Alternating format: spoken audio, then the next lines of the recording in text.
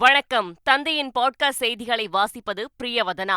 முதலில் தலைப்புச் செய்திகளை பார்க்கலாம். நாடாளுமன்ற தேர்தலில் பாஜக கூட்டணி 291 இடங்களில் முன்னிலை. ஆட்சியமைக்க முனைப்பு. இந்தியா கூட்டணி 234 இடங்களில் முன்னிலை. பாஜக முன்னிலை பெற்றாலும் கூட்டணி ஆட்சி அமைய வாய்ப்பு. அறுதி பெரும்பான்மை அமையாததால் 10 ஆண்டுகளுக்கு பிறகு கூட்டணி ஆட்சிக்கு மீண்டும் அச்சாரம். தமிழகம், புதுச்சேரியில் 40 தொகுதிகளிலும் திமுக கூட்டணி அபாரம். அதிமுக, பாஜக உள்ளிட்ட கட்சிகள் படுதோல்வி. பிரதமர் மோடி தலைமையில் இன்று காலை 11:30க்கு கூடுகிறது மத்திய அமைச்சரவை. ஆட்சியமைக்க உரிமை கோருவது தொடர்பாக ஆலோசனை என தகவல். பரபரப்பான அரசியல் சூழ்நிலையில் டெல்லியில் இந்தியா கூட்டணி தலைவர்கள் இன்று ஆலோசனை. கூட்டணி கட்சித் தலைவர்களுக்கு காங்கிரஸ் தேசிய தலைவர் மல்லிகார்ஜுன கார்கே அழைப்பு. T20 உலகக்கோப்பை கிரிக்கெட் தொடரின் 7வது லீக் போட்டியில் நெதர்லாந்து அணி அபார வெற்றி. நேபாளம் அணியை 6 விக்கெட் வித்தியாசத்தில் வீழ்த்தி அசத்தல். ஸ்காட்லாந்து மற்றும் இங்கிலாந்து மோதிய மற்றொரு போட்டி மழை குறுக்கிட்டதால் ரத்து. உலகக்கோப்பை T20 கிரிக்கெட் தொடரின் 8வது லீக் போட்டியில் இந்தியா மற்றும் அயர்லாந்து அணிகள் இன்று பலப்பரீட்சை. நியூயார்க்கில் இந்திய நேரப்படி இரவு 8 மணிக்கு தொடங்கும் போட்டி. இனி விரிவான செய்திகள். தனது 3வது ஆட்சியில் ஊழல் மீது கடுமையான போர் தொடுக்கப்படும் என பிரதமர் மோடி தெரிவித்துள்ளார்.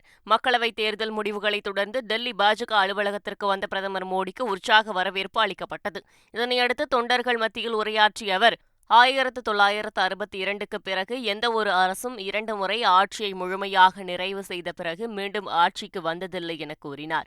10 ஆண்டுகளுக்கு முன் ஒவ்வொரு நாளும் வெவ்வேறு ஊழல் வெளிவந்து கொண்டிருந்ததாகவும், தனது 3வது ஆட்சியில் ஊழல் மீது கடும் நடவடிக்கை எடுக்கப்படும் எனவும் எச்சரித்தார்.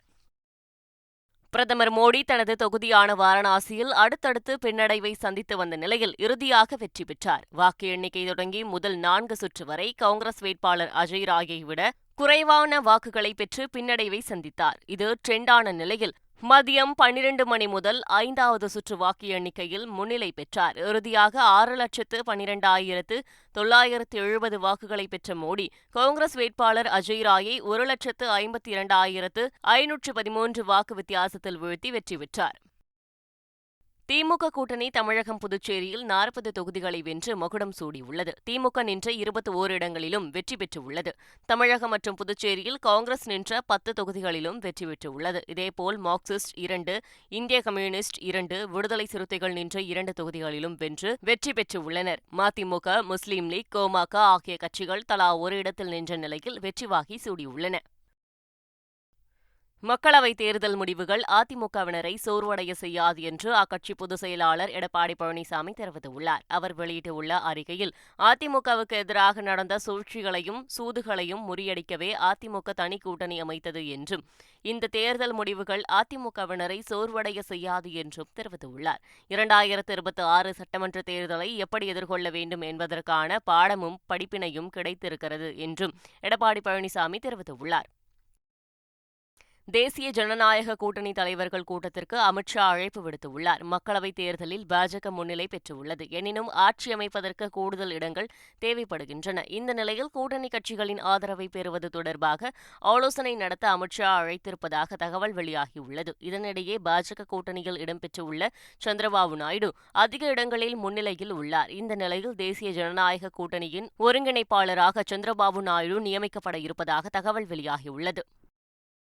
பிரதமர் மோடி அனைத்து நம்பகத்தன்மையையும் இழந்துவிட்டதாகவும், அவர் உடனடியாக பதவி விலக வேண்டும் என்றும் மேற்குவங்க முதலமைச்சர் மம்தா பானர்ஜி வலியுறுத்தியுள்ளார். கொல்கத்தாவில் செய்தியாளர்களிடம் பேசிய அவர், சந்திரபாபு நாயுடு மற்றும் நிதிஷ்குமார் தயவில் பிரதமர் மோடி ஆட்சி அமைக்க உள்ளதாக தெரிவித்தார். மத்திய அமைப்புகளையும் பயன்படுத்தி மிரட்டும் பாஜகவை நாங்கள் விட்டு வைக்க மாட்டோம் என்றும் மம்தா பானர்ஜி கூறினார். பாஜகவை இந்திய கூட்டணி கட்சிகள் மன்னிக்க மாட்டார்கள் என்றும் ராகுல் காந்திக்கு வாழ்த்து தெரிவித்து தாம் குறுஞ்செய்தி அனுப்பியதாகவும் மம்தா பானர்ஜி தெரிவித்தார். ஆந்திராவில் ஆளுங்கட்சியை தோற்கடித்து ஆட்சியை பிடிக்கிறார் சந்திரபாபு நாயுடு. மக்களவைத் தேர்தலுடன் சட்டப்பேரவைத் தேர்தல் நடைபெற்ற ஆந்திர மாநிலத்தில் தனி பெரும்பான்மையுடன் சந்திரபாபு நாயுடு தலைமையிலான தெலுங்கு தேசம் கட்சி ஆட்சியை பிடித்துள்ளது. 175 தொகுதிகளை கொண்ட சட்டப்பேரவையில் 133 இடங்களை அந்த கட்சி கைப்பற்றியுள்ளது. கடந்த முறை 125 இடங்களை பிடித்த ஒய்எஸ்ஆர் காங்கிரஸ் கட்சி இந்த முறை வெறும் 13 இடங்களை மட்டுமே பிடித்துள்ளது. தெலுங்கு தேசம் கட்சியின் கூட்டணி கட்சிகளாக நடிகர் பவன் கல்யாணின் ஜனசேனா கட்சி 21 இடங்களிலும் மற்றொரு கூட்டணி கட்சியான பாஜக 8 இடங்களிலும் வெற்றி பெற்றுள்ளது. ஆந்திராவில் வரும் 9ஆம் தேதி முதல்வராக சந்திரபாபு நாயுடு பதவியேற்கிறார். ஆந்திராவின் புதிய தலைநகரான அமராவதி நகரில் பதவியேற்பு விழா நடைபெறும் என தகவல்கள் தெரிவிக்கின்றன. ஆந்திராவில் 3 தலைநகரங்கள் அறிமுகப்படுத்துவதில் ஜெகன்மோகன் ரெட்டி பிடிவாதம் காட்டி வந்தார். ஆனால் ஆரம்பம் முதலே ஆந்திராவின் தலைநகராக அமராவதி செயல்படும் என சந்திரபாபு நாயுடு தெரிவித்த நிலையில் அந்த நகரிலேயே பதவியேற்பு நடைபெறுகிறது. 2024 மக்களவைத் தேர்தலில் 10க்கும் மேற்பட்ட இடங்களில் தமிழகத்தின் பெரிய கட்சியான அதிமுக 3வது இடத்திற்கு தள்ளப்பட்டுள்ளது. இந்த தேர்தலில் அக்கட்சி சுமார் 20.42% வாக்குகளை பெற்றுள்ளது. தேசிய கட்சியான பாஜக தமிழ்நாட்டில் 10க்கும் மேற்பட்ட தொகுதிகளில் பிரதான கட்சியான அதிமுகவை பின்னுக்கு தள்ளி 2வது இடத்தை பிடித்துள்ளது. பாஜக தமிழகத்தில் 10.73% பிடித்துள்ளது. பிரதமர் நரேந்திர மோடி தலைமையில் மத்திய அமைச்சரவைக் கூட்டம் இன்று நடைபெறவுள்ளது. நடந்து முடிந்த மக்களவைத் தேர்தலில் பாஜக தனி பெரும்பான்மை பெறாததால் ஆட்சி அமைப்பதற்கு தனது கூட்டணி கட்சிகளின் ஆதரவை நாடும் நிலை ஏற்பட்டுள்ளது. இந்த நிலையில் பிரதமர் நரேந்திர மோடி தலைமையில் இன்று காலை 11:30 மணியளவில் மத்திய அமைச்சரவைக் கூட்டம் நடைபெறவுள்ளது. இந்த கூட்டத்தில் அடுத்த கட்ட நடவடிக்கைகள் குறித்தும் ஆட்சி அமைக்க உரிமை கோருவது குறித்தும் ஆலோசிக்கப்பட உள்ளதாக தகவல் வெளியாகியுள்ளது. அருணாச்சல பிரதேச மாநிலத்தில் அருணாச்சல் மேற்கு தொகுதியில் போட்டியிட்ட மத்திய அமைச்சர் கிரண் ரிஜிஜு 1,738 வாக்குகள் வித்தியாசத்தில் வெற்றி பெற்றுள்ளார். இந்த தேர்தலில் கிரண் ரிஜிஜு 2,05,417 வாக்குகளை பெற்றுள்ள நிலையில் அவரை எதிர்த்து போட்டியிட்ட காங்கிரஸ் வேட்பாளர் நபம் துகி 1,04,679 வாக்குகளை மட்டுமே பெற்றுள்ளார். மத்திய பிரதேசத்தின் விதிஷா தொகுதியில் பாஜக சார்பில் போட்டியிட்ட முன்னாள் முதல்வர் சிவராஜ் சிங் சவுகான் காங்கிரஸ் வேட்பாளர் பிரதாபானு சர்மாவை விட 8.21 லட்சம் வாக்குகள் அதிகம் பெற்று வெற்றி பெற்றுள்ளார். சிவராஜ் சிங் சவுகான் 8,21,000 வாக்குகள் பெற்றுள்ளார். காங்கிரசின் பிரதாபானு சர்மா 2,95,000 வாக்குகள் பெற்றுள்ளார். மகாராஷ்டிர மாநிலத்தில் பாஜகவால் பிரிக்கப்பட்ட உத்தவ் தாக்கரே சிவசேனா கட்சியும் சரத்பவாரின் தேசியவாத காங்கிரஸ் கட்சியும் அதிக இடங்களில் வெற்றி பெற்றுள்ளன. மகாராஷ்டிராவில் மொத்தமுள்ள 48 இடங்களில் காங்கிரஸ் தலைமையிலான MVA கூட்டணியில் இடம்பெற்றுள்ள காங்கிரஸ் 13 இடங்களிலும், உத்தவ் தாக்கரேவின் சிவசேனா கட்சி 9 இடங்களிலும், சரத்பவாரின் தேசியவாத காங்கிரஸ் 7 இடங்களிலும் வெற்றி பெற்றுள்ளன. இதேபோல் பாஜக கூட்டணியில் பாஜக 10 இடங்களிலும், ஏக்நாத் ஷிண்டேவின் சிவசேனா 7 இடங்களிலும், அஜித் பவாரின் தேசியவாத காங்கிரஸ் 1 இடத்திலும் வெற்றி பெற்றுள்ளன. வயநாடு மற்றும் ரேபரேலி தொகுதிகளில் போட்டியிட்ட காங்கிரஸ் மூத்த தலைவர் ராகுல் காந்தி 2 தொகுதிகளிலும் வெற்றி பெற்றுள்ளார். கேரள மாநிலம் வயநாடு மற்றும் உத்தரப்பிரதேச மாநிலம் ரேபரேலி ஆகிய 2 தொகுதிகளில் அவர் போட்டியிட்டார். இதில் ரேபரேலி தொகுதியில் ராகுல் காந்தி சுமார் 3,80,000 வாக்குகள் வித்தியாசத்தில் வெற்றி பெற்றுள்ளார். வயநாடு தொகுதியில் 3,64,000 வாக்குகள் வித்தியாசத்தில் வெற்றி பெற்றுள்ளார். இந்த நிலையில் டெல்லியில் செய்தியாளர்களை சந்தித்த ராகுல் காந்தி, எந்த தொகுதியை வைத்துக் கொள்ளப் போகிறேன், எதில் ராஜினாமா செய்யப் போகிறேன் என்பதை இன்னும் முடிவு செய்யவில்லை என்றும், மக்கள் மற்றும் தலைவர்களிடம் கருத்துக்களை கேட்ட பிறகு முடிவெடுப்பேன் என்று கூறினார்.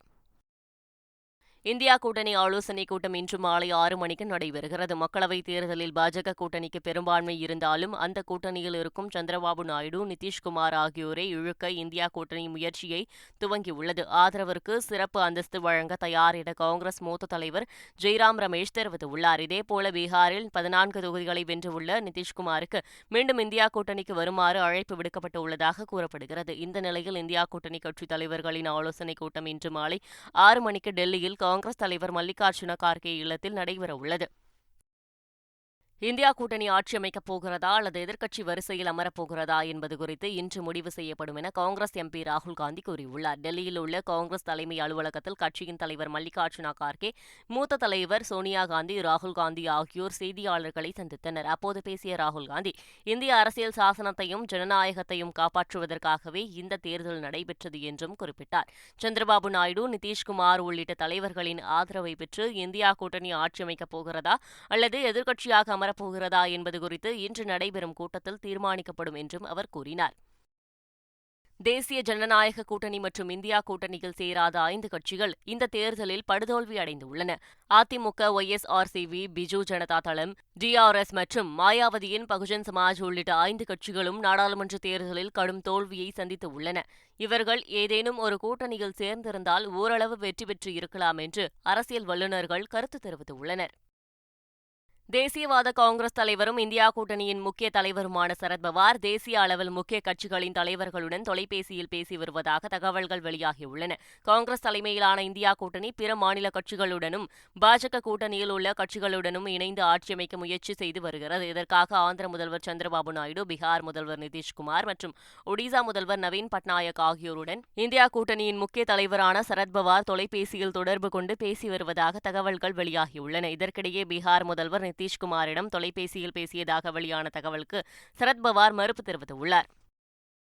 உத்தரப்பிரதேசத்தில் ராமருக்கு பின்னடைவு என்ற பதிவு சமூக வலைதளங்களில் பரவி வருகிறது. ராமாயணம் தொடரில் ராமராக நடித்த அர்ஜுன் கோவில் பாஜக சார்பில் உத்தரப்பிரதேச மாநிலம் மீரட் தொகுதியில் போட்டியிட்டு வாக்கு எண்ணிக்கையில் பின்னடைவை சந்தித்தார். இதனையடுத்து ராமருக்கு பின்னடைவு என்ற பதிவு சமூக வலைதளங்களில் பரவி வருகிறது. இதனிடையே ராமர் கோவில் அமைந்துள்ள அயோத்தியை உள்ளடக்கிய ஃபைசாபாத் தொகுதியில் சமாஜ்வாதி கட்சி வேட்பாளர் அவ்தேஷ் பிரசாத் வெற்றி பெற்றுள்ளார் என்பது குறிப்பிடத்தக்கது. மத்திய பிரதேச மாநிலம் இந்தூர் மக்களவைத் தொகுதியில் சுமார் 2,18,674 வாக்குகளை நோட்டா பெற்றுள்ளது. இந்த தொகுதியில் போட்டியிட்ட பாஜக வேட்பாளர் சங்கர் லால்வானி 12,26,751 வாக்குகள் பெற்று வெற்றி பெற்றார். அதற்கு அடுத்தபடியாக பகுஜன் சமாஜ் கட்சி வேட்பாளர் சஞ்சய் 51,659 வாக்குகளை பெற்று தோல்வியடைந்தார். இதற்கிடையே அந்த தொகுதியில் 2,18,674 வாக்குகளை நோட்டா பெற்றுள்ளது. அந்த தொகுதியில் காங்கிரஸ் வேட்பாளர் கடைசி நேரத்தில் வேட்புமனுவை திரும்பப் பெற்றதால் அதிருப்தி அடைந்த காங்கிரஸ் கட்சியினர் பலரும் நோட்டாவிற்கு வாக்களித்திருப்பது தெரியவந்துள்ளது.